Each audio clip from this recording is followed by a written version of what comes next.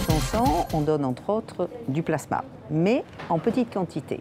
Un don de plasma va nous permettre de prélever une beaucoup plus grosse quantité de plasma, parce qu'en fait, le prélèvement se fait durant à peu près 3/4 d'heure. Nous prélevons du sang, on filtre, on garde une partie du plasma, on rend tous les autres éléments du sang.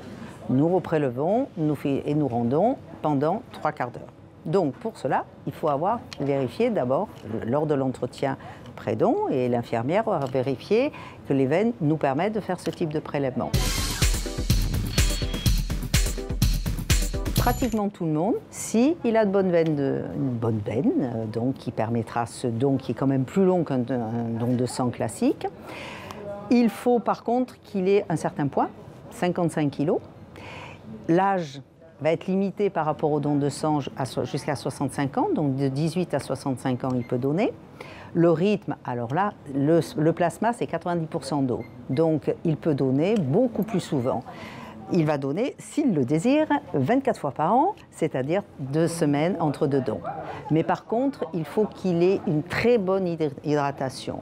Dès la veille du don, on lui conseille de boire beaucoup plus parce qu'on va prendre en beaucoup plus grande quantité justement le plasma. Et la durée, voilà, je vous ai dit à peu près 3/4 d'heure de don, donc il faut compter 1h30 de présence avec nous.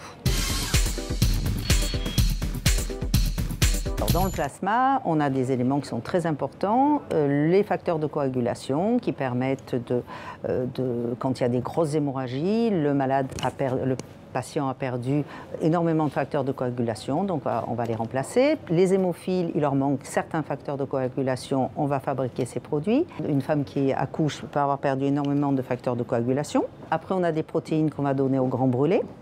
Et on va fabriquer également des gamma-globulines antitétaniques, anti-hépatite B pour donc certaines pathologies aussi.